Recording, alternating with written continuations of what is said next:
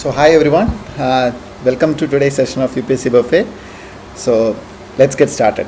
I hope last few sessions those who are attending got some insights about it, about the general, how to read the UPSC language, how to use our knowledge to maximize our attempts and make the right choices amongst the options that seem more right. So things like that. We'll be diving more of that. I'll be adding more history and polity portions in this session. So let's get started. The first one, the Vittal Vidvansak, the first monthly journal to have the untouchable as its target audience, was published by. So right off the bat, this particular book or the monthly journal, I don't think most of the aspirants, at least some 80% of the aspirants wouldn't have heard anything about it, including myself. So this is not something that you usually learn from the standard books or anything, and it is not a very famous one.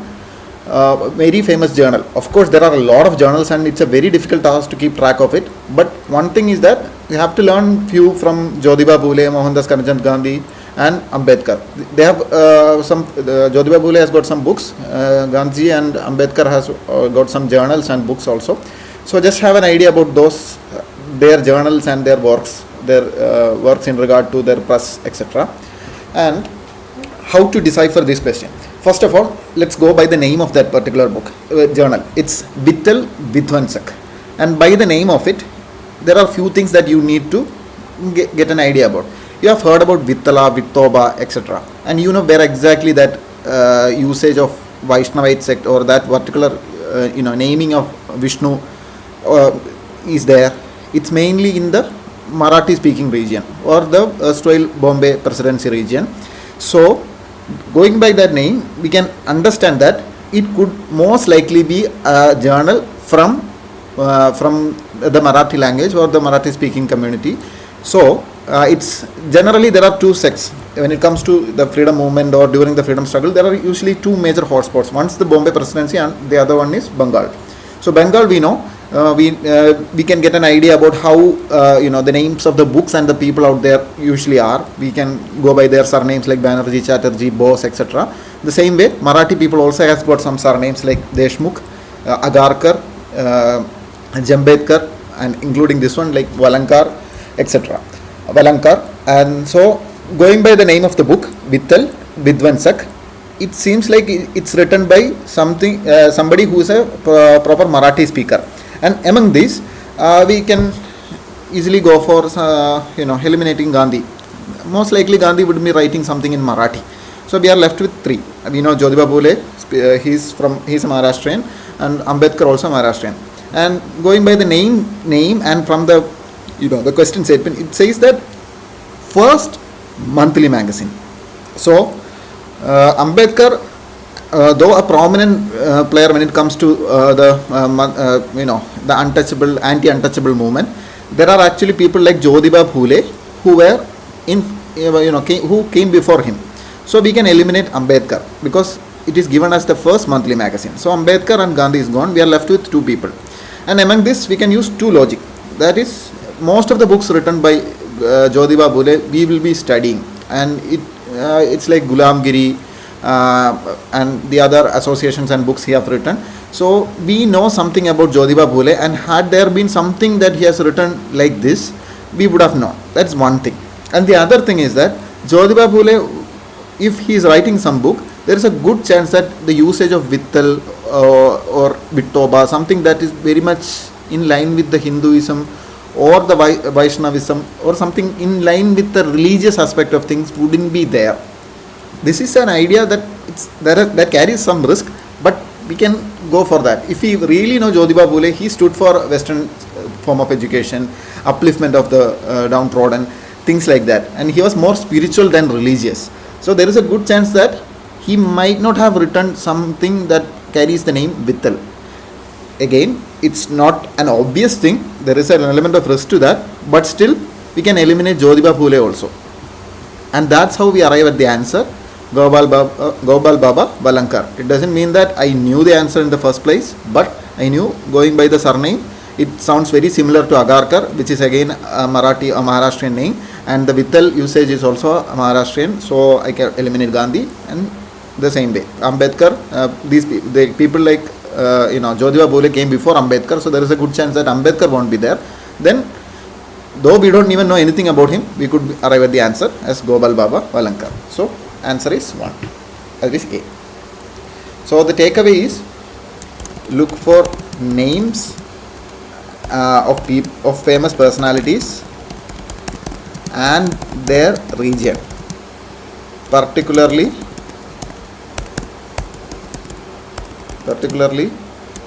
Bengali and Marathi surnames.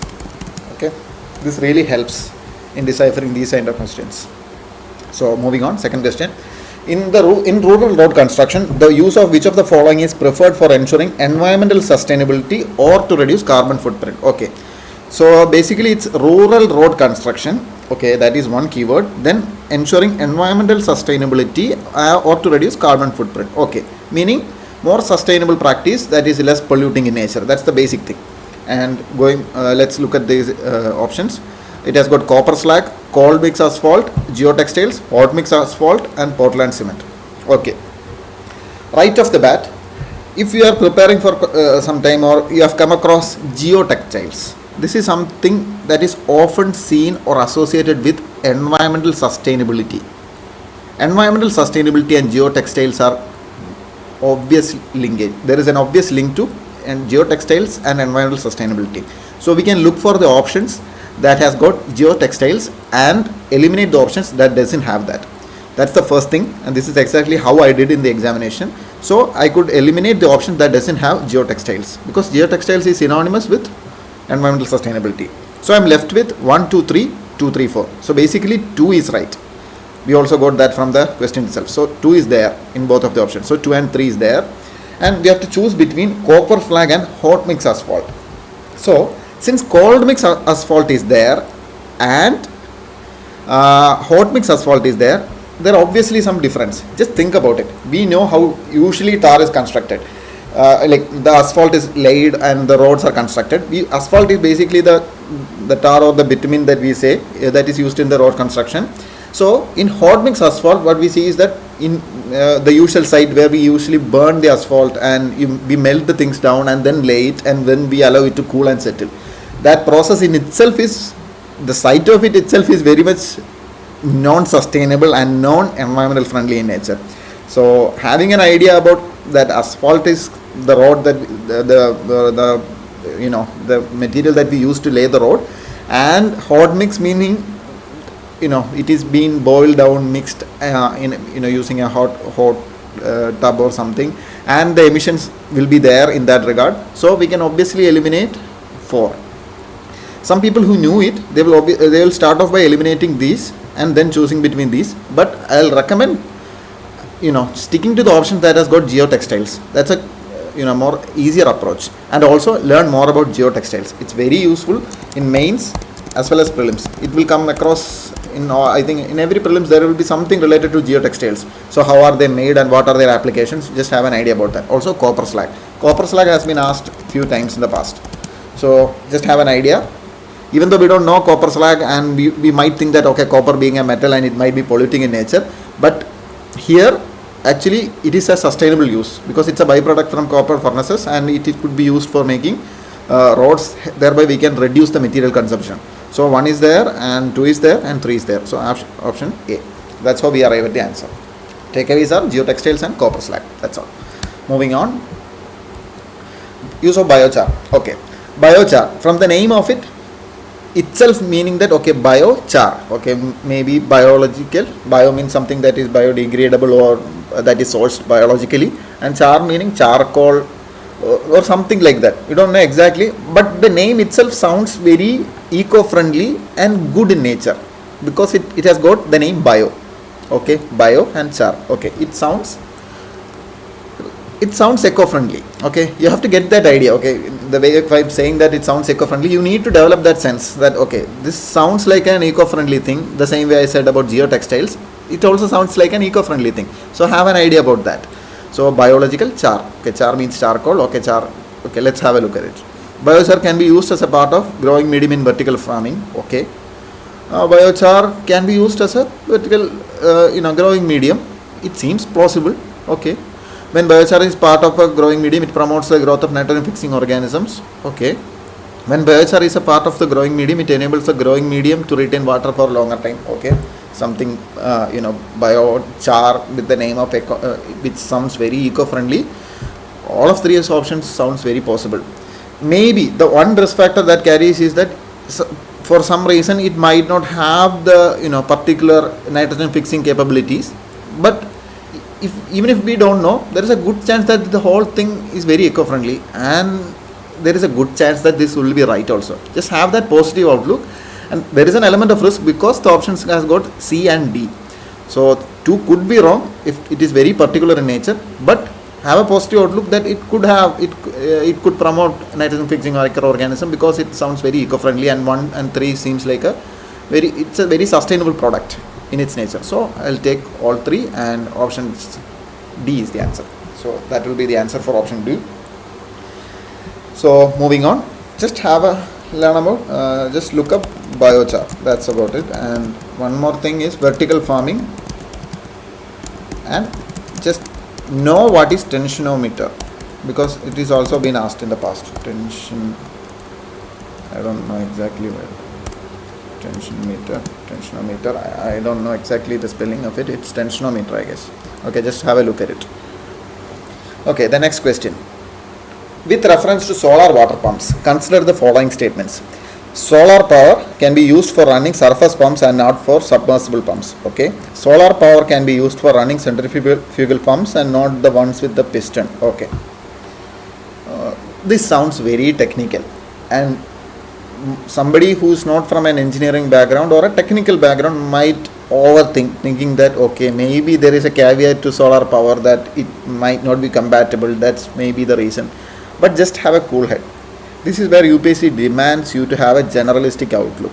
Okay, a pump is something that could use electricity in general. In general, most of the pumps that we use are electric powered. There are diesel powered ones and other fuel powered ones, but generally pumps are electric powered. Okay, assuming pumps are electric powered, does that pump really cares where that electricity comes from?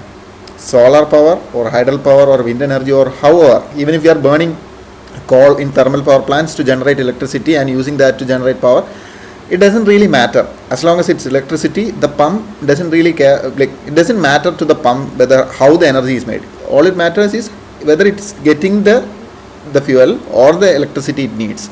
So assuming the pumps is an electric pump, and given that it's used for running surface pumps, okay, so since it's an electric pump, it doesn't really matter how the power is being made, whether it's from solar or hydel or anything, it doesn't really matter. So how can this be a very specific thing that the pump that uses the same electricity that that is being used as surface pump and could not be used as submersible pumps? We know submersible pumps in our wells, modern wells we use submersible pumps instead of surface pumps, which are being submerged inside the well, and they have got greater efficiency, and they have got reduced noise and higher lower power drawing, things like that.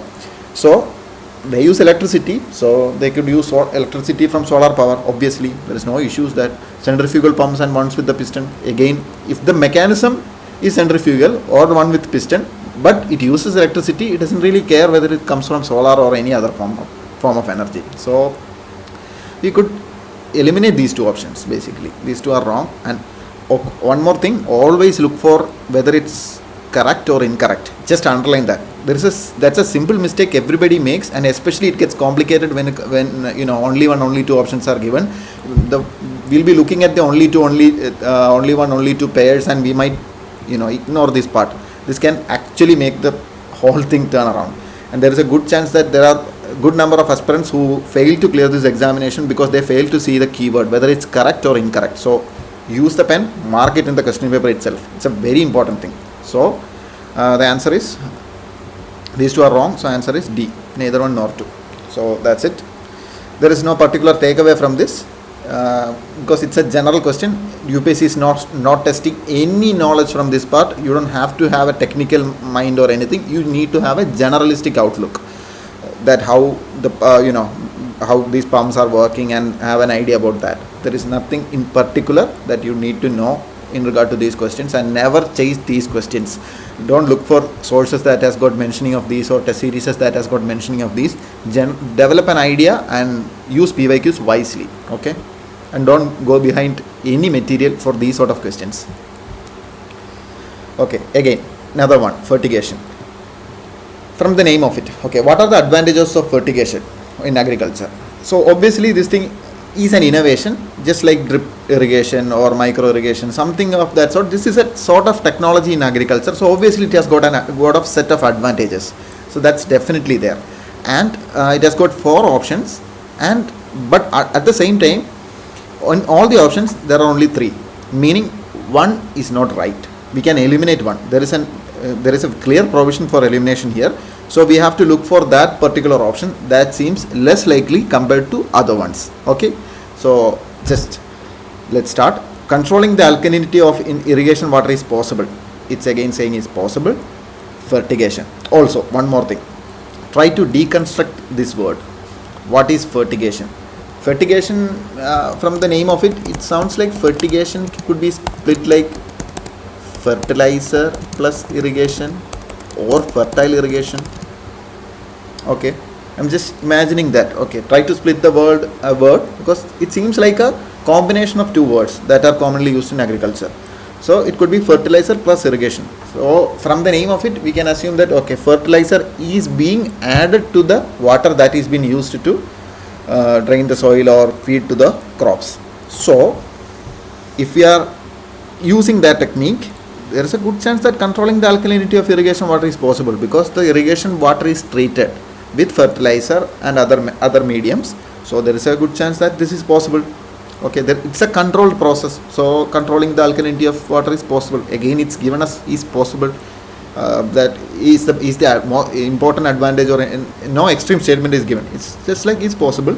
And if we could deconstruct its the word with fertigation as fertilizer and irrigation, one seems very likely, meaning we can eliminate D, which has got one such options.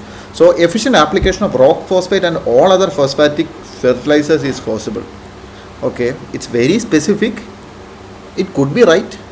Okay, but okay, keep it aside and we'll look for the other options. Increased availability of nutrients to plant is possible. This is very much in line with the first one, because controlling the alkalinity is possible. So increased availability of nutrients to plants is possible. Imagine you are adding fertilizer and that has been fed to the crops. So there is a good chance that availability of nutrients is possible. Again, this could be right. So 1 and 3 could be right. So options without 3 we can eliminate. We are left with A and C. So meaning it's 1 is obviously right. We have to choose between 2 and 4. Okay. The 4th one is reduction in leaching of chemical nutrients is possible. Okay. So we have to choose between these 2. Only one among these 2 is right. That's the current status. So reduction in leaching of chemical nutrients is possible. A very general statement compared to a statement like efficient application of rock phosphate and all other phosphatic fertilizers is possible. Which among these 2 seems more likely and which is more generalistic in nature? Obviously it's 4. So there is a good chance that 4 could be right, or it could be more accurate than 2. Sometimes those who overthink can go with the wrong option, thinking that okay, this particular fact is given, and giving particular facts meaning that it could be right compared to another statement. But here is where you need to balance out between thinking with facts and thinking with general logic. A statement could be right if it carries lesser burden of proof. Here the 4th statement carries lesser burden of proof. So obviously this has a more chance of being right compared to this. So people who think with a technical brain or use facts for that matter can make this wrong, and this is exactly why UPSC has framed this question in such a way. And this gets more tricky when we have that only 1, only 2 kind of options. So in those regards, I again advise you to stick with options that has got more generalistic and less burden of proof in their framing. Okay, so 2 I can eliminate because 4 seems more likely than 2. So I'll eliminate 2, and obviously I've reached the answer as 91C. There is no particular takeaway from this. Only takeaway is that deconstruct the keywords, the question keyword. That's it. This comes with practice only. You cannot just simply go ahead and deconstruct everything. Certain questions have room for deconstruction, certain questions does not. So be mindful about that. But this is one way you can approach these questions, and I can guarantee you that I think most of the people who have been attending, some people might have heard about this because it was in the current affairs. It might have been in the current affairs, I didn't know.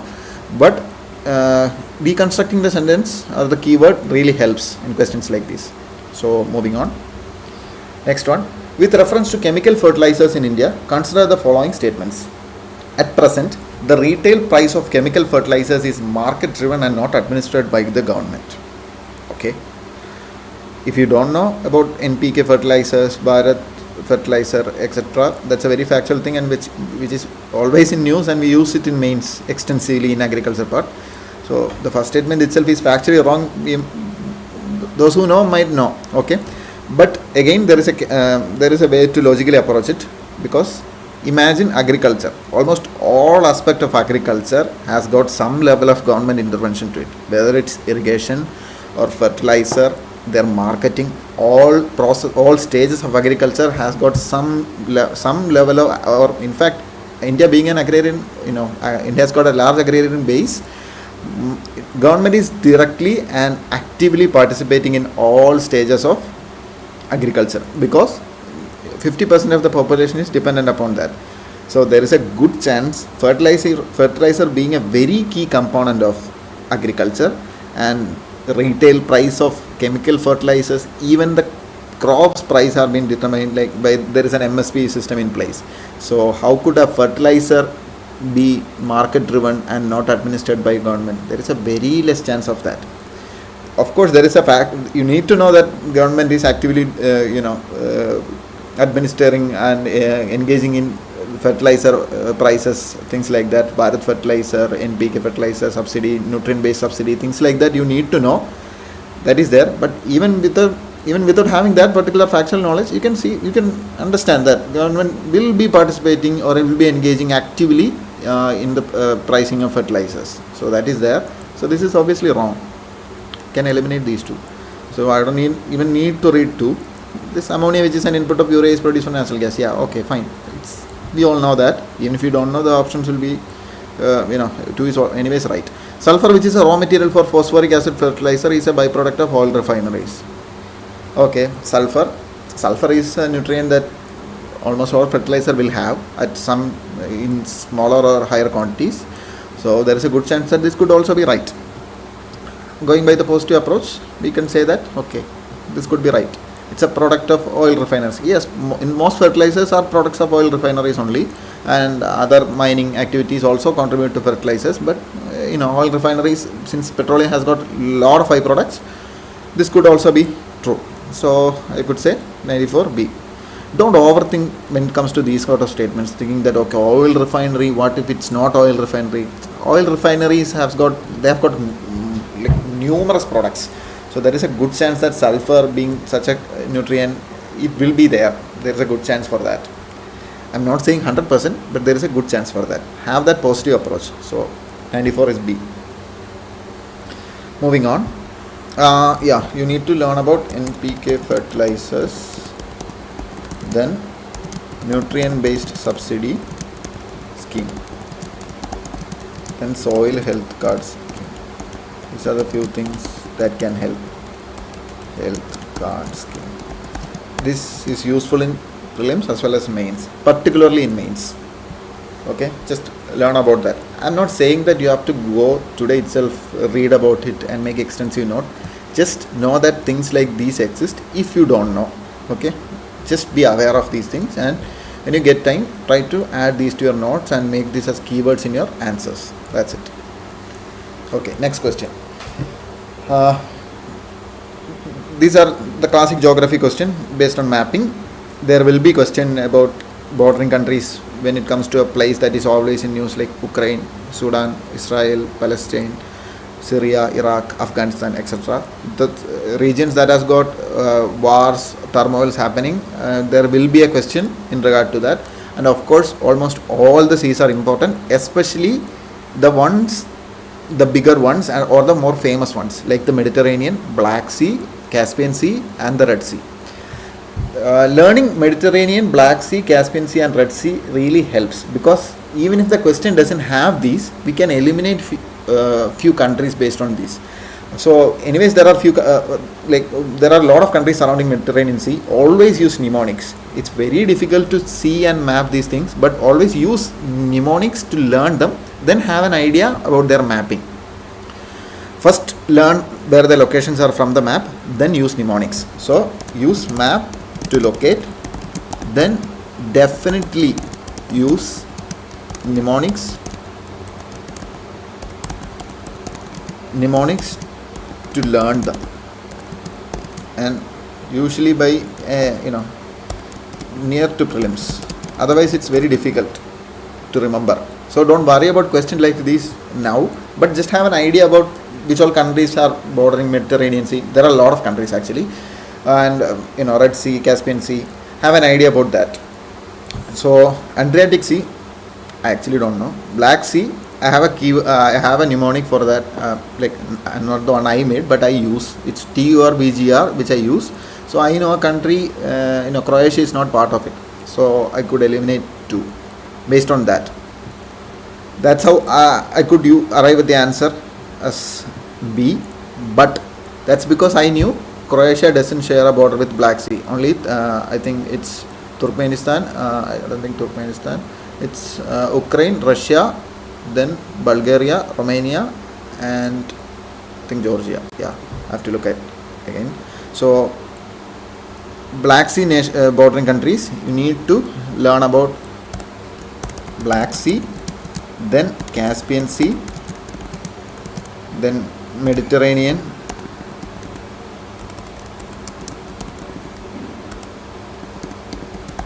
Sea, then Red Sea, North Sea.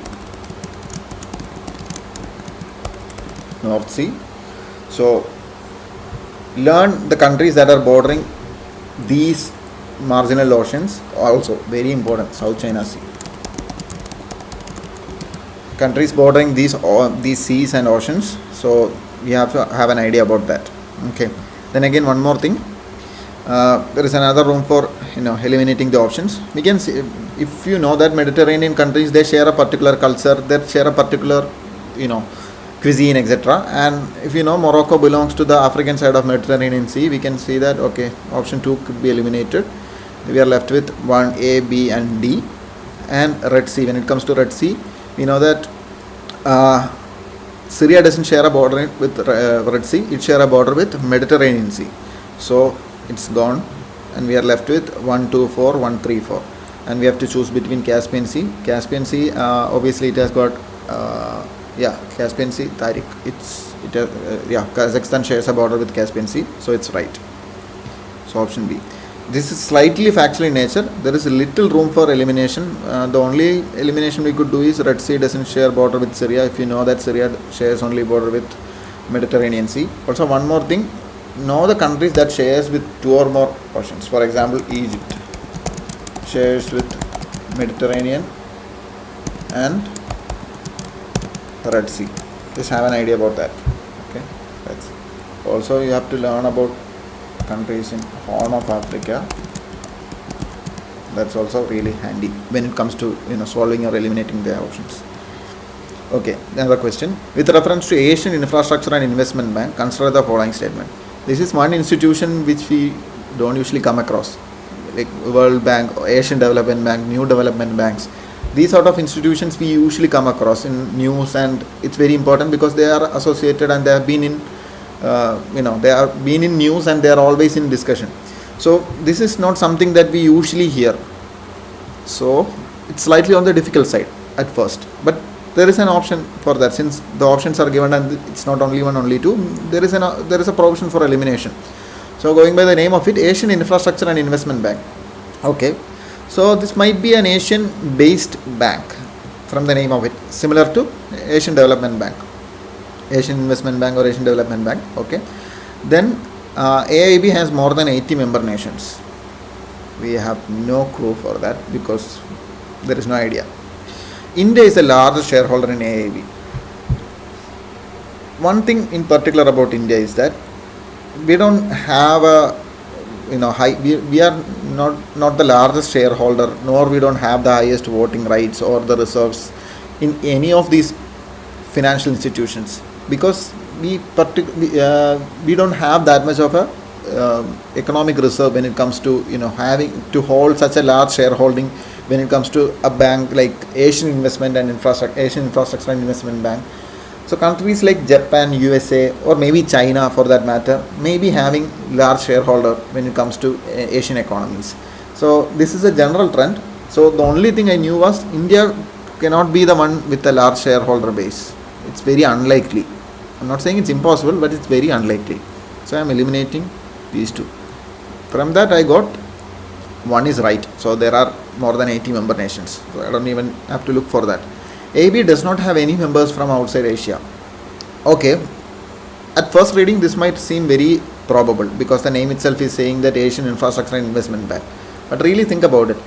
A financial entity, a consortium of banks like this will have members outside Asia, or will have some, maybe it might have members not like in non-intergovernmental bodies like other banks like New Development Bank or other organizations as part of it, maybe World Bank or IMF as part of it, or as observers. Things like that could happen. It's very fluid in nature. So it's very unlikely that it's a closed system, because basic financial systems are generally open in nature. Think about New Development Bank. It has got members from BRICS, but it's always open for those who are non-member countries to BRICS also, because that's how finance work. It doesn't work in a closed system. So this is very unlikely. So I could eliminate 3 and I could arrive at the answer at 1. Don't simply go for this and eliminate these 3. You need to have this logical flow, because in questions with only 1, only 2, this sort of flow helps you in eliminating those options and arriving at the answer actually. So don't just right away jump to the third question thinking that it's an extreme statement and eliminate it. It's not I'm not eliminating it not because it's an extreme statement, but the likelihood of that happening in regard or in the backdrop of a financial institution like an investment bank is very unlikely. That's how I'm eliminating it. So option A, that's the answer. So the takeaway will obviously be learn more about World Bank, New Development Bank, Asian Investment Bank, and other major financial institutions. But you can't just go into the details.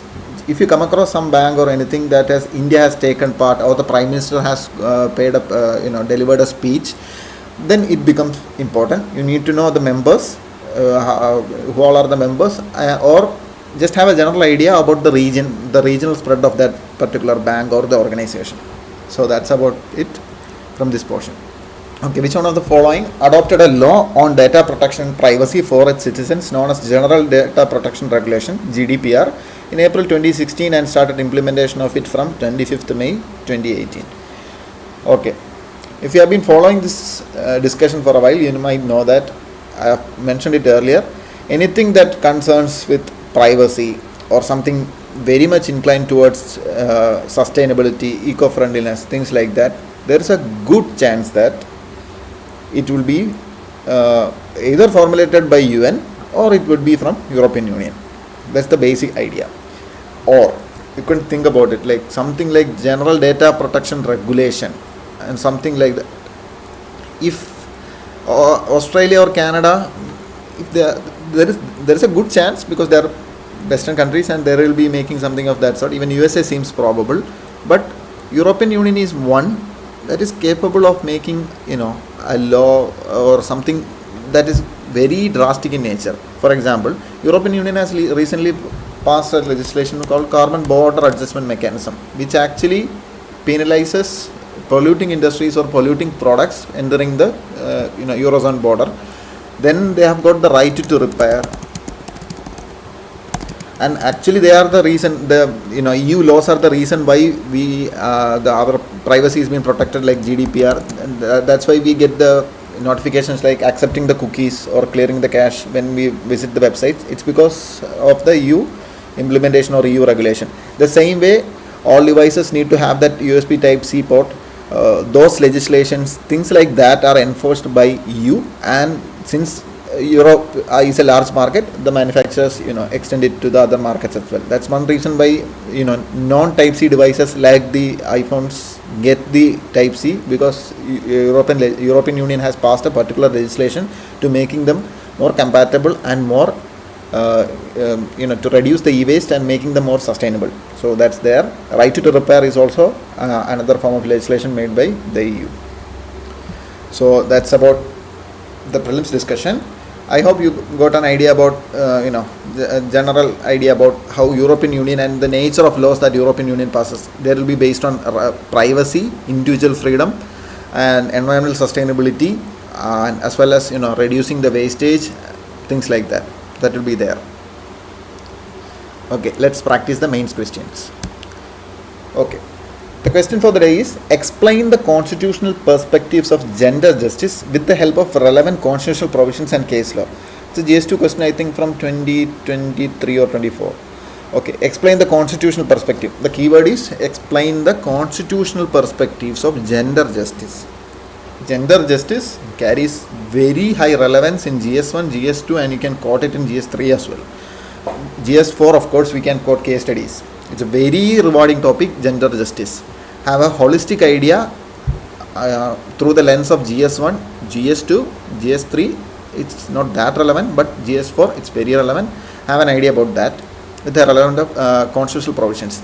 The issue with this question is that we might know a few things, and we might know a lot of things about gender justice, but having the relevant constitutional provisions and having to frame that, just recollecting them in the short time frame, it's very difficult. So I recommend you to make some case laws, case studies, constitutional provisions regarding this in notes. About gender justice, have a note about it, because it has got a very high application across the subjects. It's worth making note. So gender justice, and make some notes about constitutional provisions and case laws. You can use this particular answer also for that matter. It is not very holistic because it's an answer, but you can use some of the provisions mentioned here. This is how I wrote the answer. Well, of course, when this question was asked, I think this Nari Shakti Vandan Adhiniyam wasn't passed.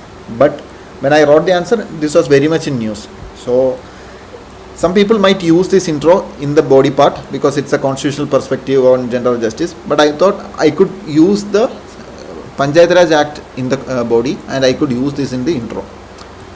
Okay, we cannot use that definition perspective, definition approach as the introduction in this particular question. It wouldn't be very accurate, or it wouldn't be very appealing. You can use a case study, use a current affair, or it's very approachable if it's very appropriate to use the constitutional amendment if there is any, for that matter.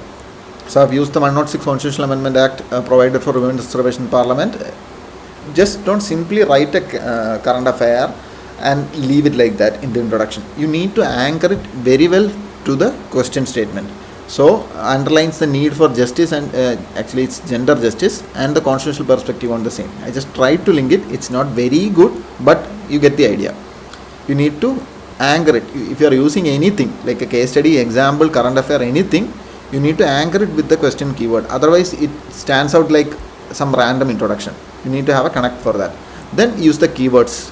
Question keyword as heading. Okay, equal perspective, constitutional perspective on gender justice, equal protection of laws, we all know. See, these are the things we already know. We just have to recollect and use it wisely within the short span of time. This is where the practice comes into the picture, and the way you study actually matters here. Because if you study Article 14, 15, 16, 17, etc.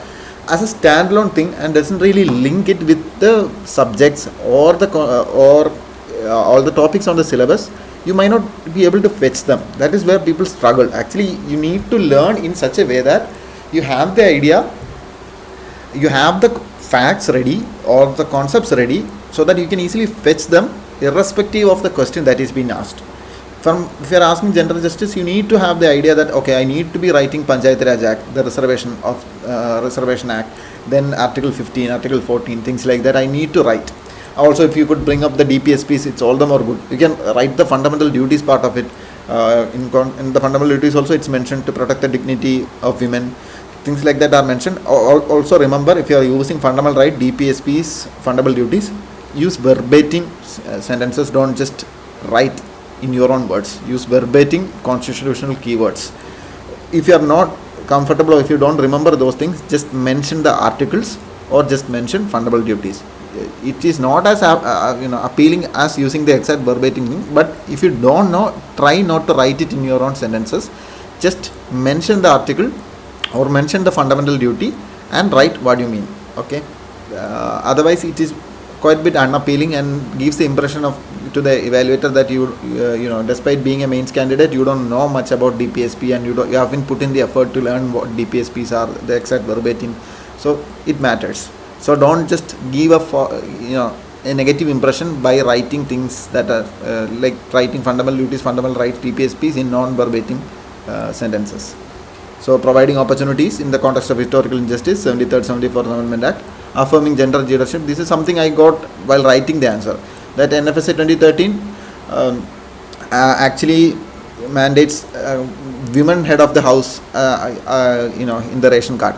So that's a great approach, because this is how the government or an act tries to annul the patriarchy or the notion that the men are the ones heading the family or the ones in charge. This is one very important intervention, a legislative movement that can have a very good social impact. So NFSA 2013 mandates women head of the house.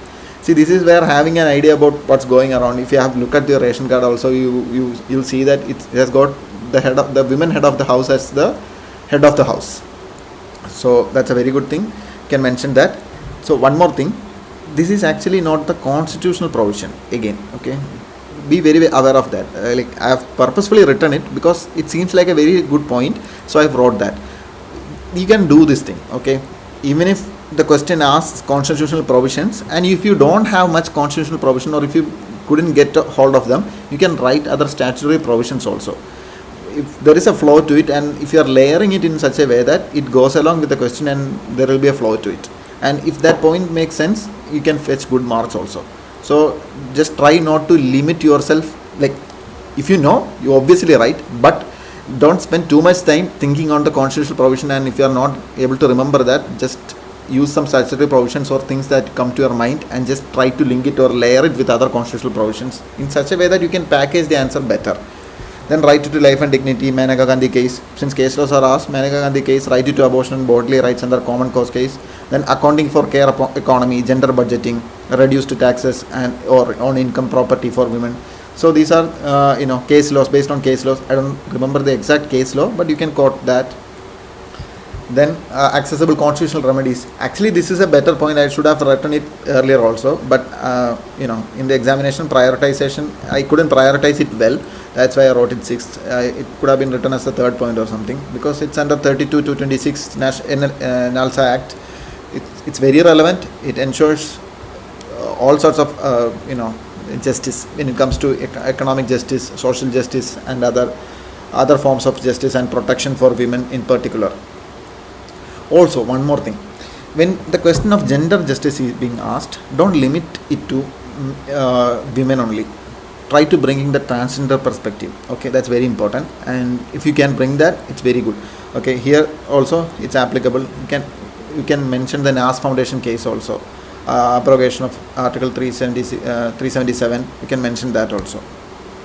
Despite again, explain the constitutional perspective of gender justice. We can say that there are few shortcomings to that, like education, largest migrant group, poor labor force participation. This is something related to particularly women issues. You can also bring in the transgender issues also. These are generic points only. I'll just sprinkle some facts here and there, which is something that everybody uses. Then we can suggest some measures for that. Since it's a 15 marker, that's why I'm writing this much.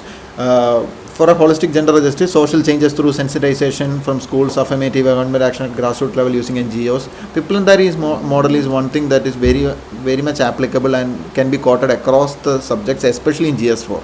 Piplandari is a village in Rajasthan where if a girl child is born, the villagers collectively plant 100 trees.